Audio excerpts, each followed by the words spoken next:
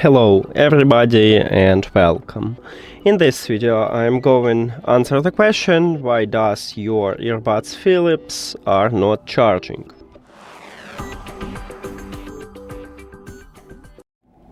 Firstly, I recommend to check if you have the foil on the charging contacts. So on the front side, right here we have two golden dots at the left and two golden dots at the right earbuds.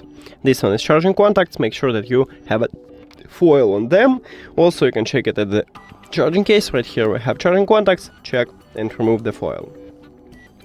If you already removed it, next step is to clean these charging contacts.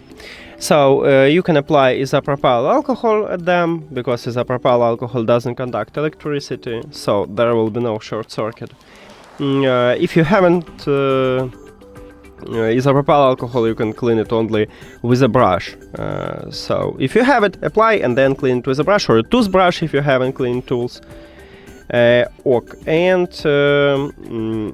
Next step, I recommend to check your cable and an adapter.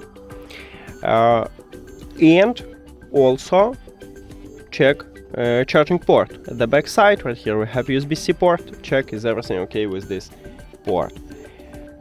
That's it.